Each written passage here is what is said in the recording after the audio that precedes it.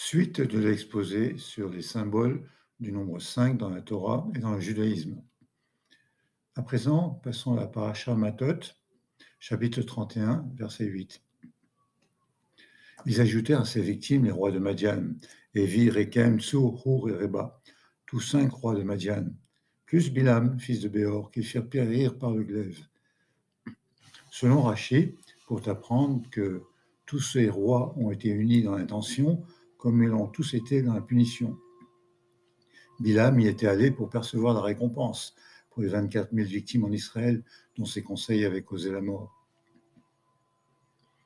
Dans le Deutéronome, la Paracha d'Evarim, au chapitre 2, verset 23. De même, les Avéens qui habitaient les bourgades jusqu'à Gaza. Combien de villes, au fait, chez les Philistins? Selon Rachi, les 5 seigneurs des Philistins étaient celui de Chaza, celui de Ashdod, celui de Ashkelon, celui de Gath et celui de Ekron. C'est rapporté également dans le livre de Josué. Dans la Paracha Shoftim, au chapitre 18, verset 4, les prémices de ton blé, de ton vin, de ton huile, les prémices de la toison de ton menu bétail, tu y donneras. Selon Rachi, lorsque tu procèdes à la tonte annuelle de ton troupeau, il faut en donner la primeur au Kohen. Le texte n'a pas stipulé de pour ce don un taux quelconque, mais nos maîtres en ont fixé un 60e. Et à partir de combien de moutons doit-on donner la primeur de la toison? À partir de 5 brebis, comme il est écrit, 5 brebis accommodées dans le livre de Samuel. Voilà, j'en ai terminé pour les occurrences du nombre 5 dans la Torah. Passons à présent au livre des prophètes.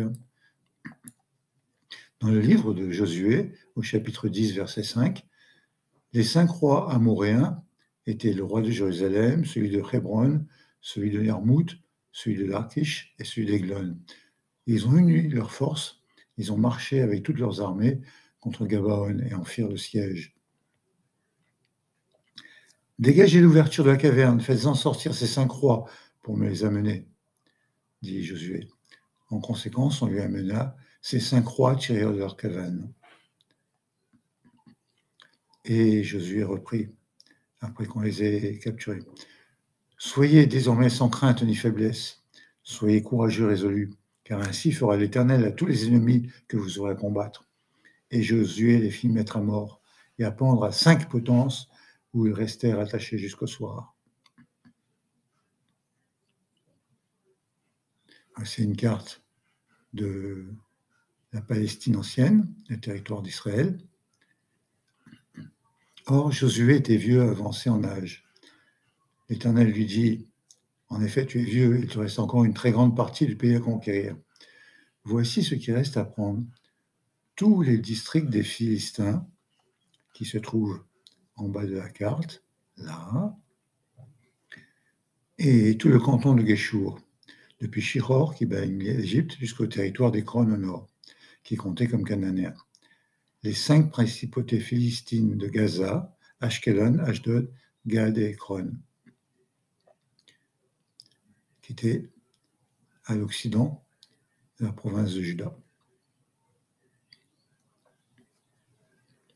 Dans le livre de Samuel, il racontait au sujet du combat de David contre Goliath. David prit son bâton dans la main, choisit dans le torrent 5 cailloux lisses qu'il mit dans sa panetière de berger. Muni de sa fronde, il s'avança vers le Philistin, à savoir Goliath. Et David prit une pierre, il lança avec sa fronde, il atteignait Goliath en front. La pierre s'enfonça dans le front de Goliath et il tomba face contre terre. Ainsi, David a vaincu le Philistin. Dans le livre de Daniel, au chapitre 2, un récit qui se passe et qui était daté de moins 604 avant notre ère. Voici une grande statue. Remarquez les différentes formes et métaux qui la composent. Toi, ô roi, Daniel s'adresse à Nabuchodonosor, tu regardais, voilà qu'une formidable statue se dressait devant toi. Cette statue était grande, d'un éclat extraordinaire et d'un aspect effrayant. Cette statue avait la tête d'or fin, la poitrine et les bras en argent, le ventre et les cuisses en airain, c'est bronze, les jambes en fer et les pieds en partie en fer, en partie d'argile. Et donc tu le regardais, quand une pierre se détachant sans l'intervention d'aucune main vint frapper les pieds qui étaient de fer et d'argile et les broya. Alors, du même coup, furent broyés le fer, l'argile, l'argent et l'or. Ils devinrent comme la balle qui s'envole des aires de blé et furent emportés par le vent, sans qu'il en restât aucun vestige. Donc il s'agissait pour Daniel d'interpréter ce songe de Nabuchodonosor.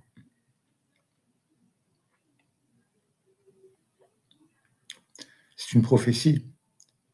Et au chapitre 2, verset 44 du livre de Daniel, il est écrit « Et du temps de ces rois-là, le Dieu du ciel suscitera un empire qui ne sera jamais détruit, un empire qui ne cédera la place à aucun autre peuple. Il écrasera et anéantira tous les autres empires, subsistera lui-même éternellement. » Le premier empire fait en faire référence à Babylone, le deuxième empire à la Perse et à la Médie, le troisième empire à la Grèce, le quatrième empire c'est l'empire romain, et donc le cinquième empire sera établi par Hachem à la fin des temps, lorsque l'humanité reconnaîtra le Mashiach. Lorsque Nabuchodonosor a entendu cette prophétie de Daniel, il se prosterna contre terre, s'agenouilla devant Daniel, ordonna de lui présenter des offrandes et des parfums. Et puis le roi rendit de grands honneurs à Daniel. Cette prophétie de Daniel se poursuit au chapitre 7, verset 27. Mais la royauté, la domination, la puissance des royaumes qui sont sous l'étendue des cieux sont donnés au peuple des saints du Très-Haut. Son empire, nous comptons donc le cinquième empire, sera un empire éternel, et toutes les puissances lui seront assujetties et lui obéiront. Examinons les occurrences du 5 dans quelques fêtes juives, par exemple dans Pessah. À Pessah, les 5 céréales interdites de consommation sont le blé, l'orge, l'épeautre, appelé aussi blé des Gaulois, qui est une céréale proche du blé mais vêtue. Le grain reste couvert de sa balle lors de la récolte. Le seigle et enfin l'avoine. Ces 5 céréales sont interdites à Pessah. Dans l'organisation du Seder de Pessah, en supplément des 4 coupes de vin, il existe une 5e coupe. Cette 5e coupe, c'est celle du prophète Élie. Ceci a été institué par Rabbi Tarfon. En effet, les 4 coupes correspondent aux 4 délivrances annoncées en Égypte dans l'Exode par Vaera, au chapitre 6, versets 6 et 7, à savoir Veotseti etrem mitachat sibolet Misraim. La première délivrance est « Je vous ferai sortir des tribulations d'Égypte ». Et Itzalti etrem me'avodatam, je vous délivrerai de sa servitude. En 3, et Egalti etrem bizroa nituya, je vous affranchirai par un bras étendu. En 4, et la quartier etrem li laham, et je vous prendrai pour peuple et serai votre Dieu. Oui, ceci est bien connu. La 5e coupe, celle du prophète Élie, eh bien, Rabbi Tarfon a institué cette 5e coupe pour réaliser la suite du texte. Et je vous amènerai au pays que j'ai juré de donner à Abraham, Isaac et Jacob, et je vous la donnerai en possession d'héritage. C'est dans la Parasha Vaera au chapitre 6, verset 8. Donc on emplit cette 5e coupe juste avant de réciter le grand Hallel, qui correspond au psaume 136, et après avoir récité Boripé à Geffen, on boit la 5e coupe et l'on termine le récit de la Haggadah. Cela est particulièrement d'actualité depuis le retour des Juifs à Sion et la création de l'État d'Israël en 1948. Le 5 dans quelques fêtes juives, Rosh Hashanah. Vous connaissez les 5 sens. le goût, l'odorat, l'ouïe, le toucher et la vue. Ce sont les 5 sens de l'être humain.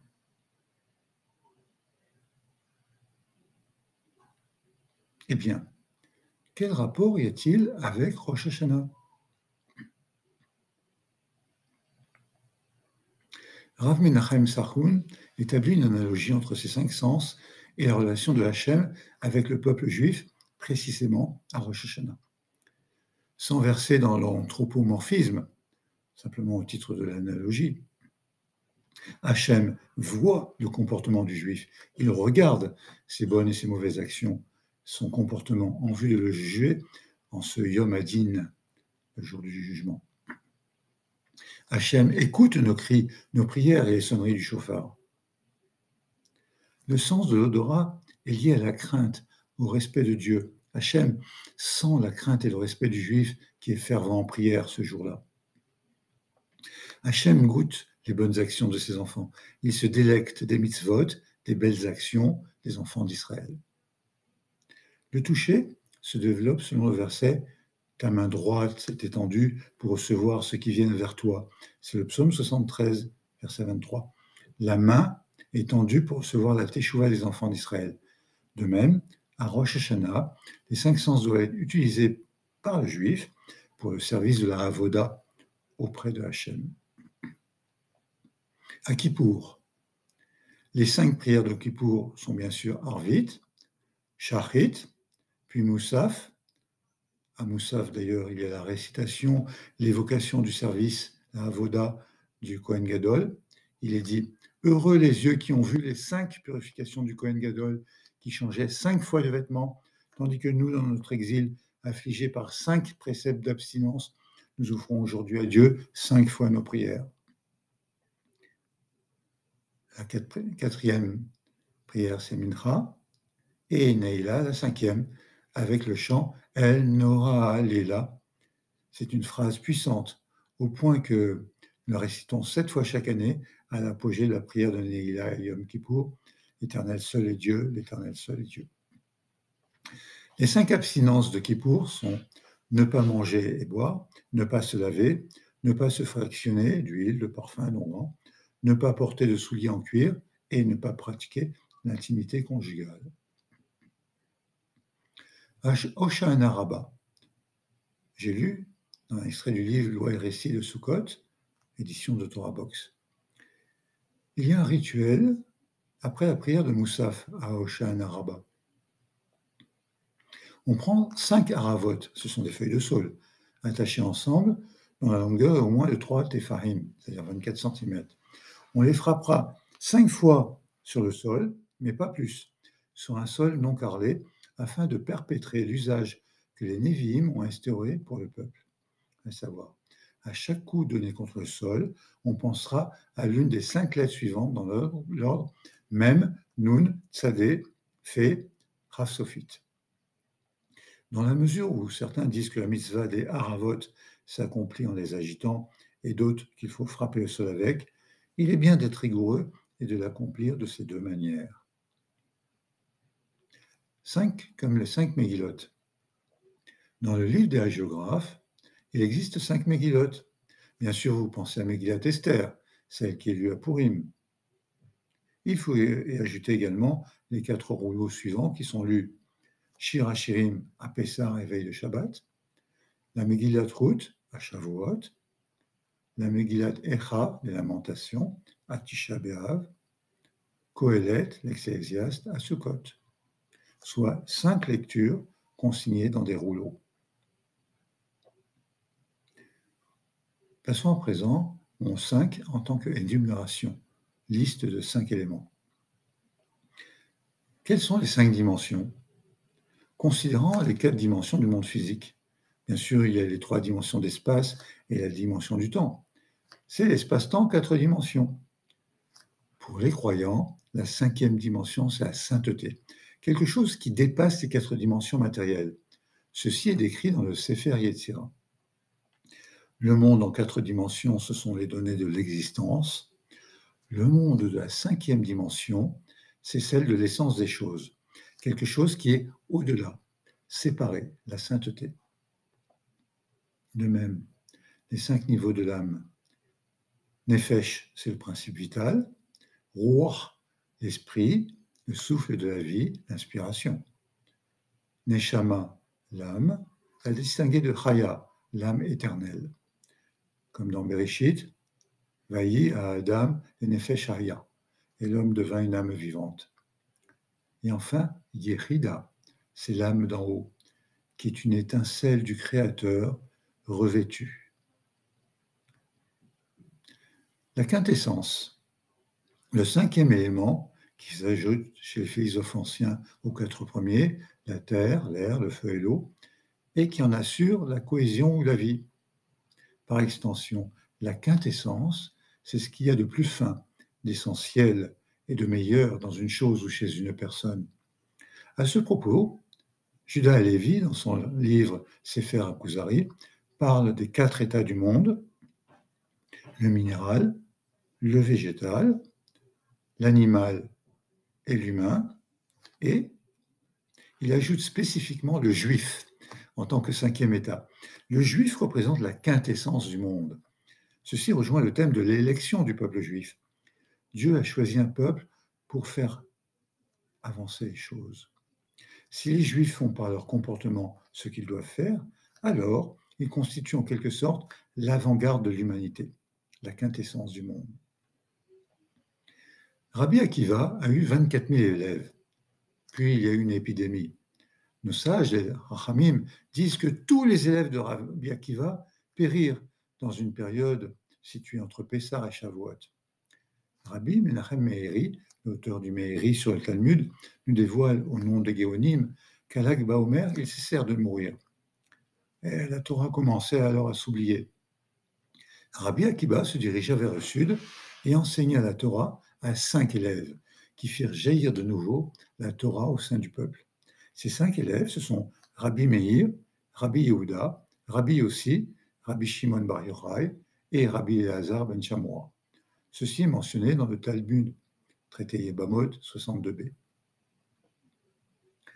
Dans le livre des prières avant la Hamida, avant Teilot la Elyon Goala, il est écrit Ve natati yedidim zemichot shmirot atishbaot berot veodot la meler el chai vekayam. Et nous, mes bien-aimés, nous donnerons des zémirot, ce sont des cantiques, des chants joyeux, des shirot, des chants, des poèmes, des tishbaot, des louanges, des éloges, des berachot, des bénédictions, et des odaot, des remerciements, des gratitudes. Et tout ceci pour qui? Eh bien, pour le roi, Dieu vivant et établi, l'Éternel. Autre chose, le 5, comme les 5 façons d'aimer. Aime ton prochain comme toi-même. Rabbi Akiva affirme qu'il s'agit du principe fondateur de la Torah tout entière. Ve'ahavta l'erecha kamocha, ce qui est mentionné dans Vayikra. Aime ton prochain comme toi-même se décline de 5 manières. La réponse du Rambam, aimer l'autre, c'est se mettre à sa place. Chacun se doit de se préoccuper du bien-être et des biens de son prochain, comme si c'était ses propres biens. La réponse du Baal Shem Tov, de la même façon que tu considères ton prochain, Hachem te considère. Plus tu aimeras les autres, plus Dieu t'aimera.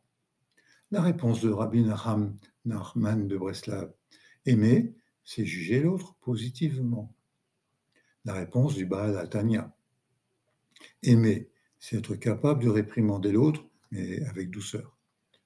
La réponse du Bani Shai, plus on s'aimera soi-même, plus on pourra aimer l'autre. Sachons nous aimer, nous respecter, nous-mêmes, afin de pouvoir aimer les autres de façon forte, belle et puissante. Le 5, comme partie prenante du talit. Vous connaissez le talit? Eh bien, vous avez remarqué les 5 nœuds de chaque frange. Les 5 nœuds associés aux 8 fils de chaque frange, associés à la gematria de Tzitzit, 600 en tout, cela donne 613, cela représente les 613 commandements de la Torah. Ainsi, un homme enveloppé de son talit accepte et reconnaît sur lui la valeur, le symbole de tous les commandements de la Torah. Le 5 en tant que lettre He. Le He est une lettre à 3 dimensions, la hauteur, la largeur et la longueur. C'est une lettre de fécondité. Rappelez-vous que le He, en plus pour Abraham et Sarai, leur a permis de dépasser leur stérilité et de recevoir le bonheur d'avoir un fils. Avram, avec le He en plus, est devenu Avraham, le père d'une multitude, et Sarai, en retirant le Yud et en mettant le He à la place, est devenue Sarah, la princesse.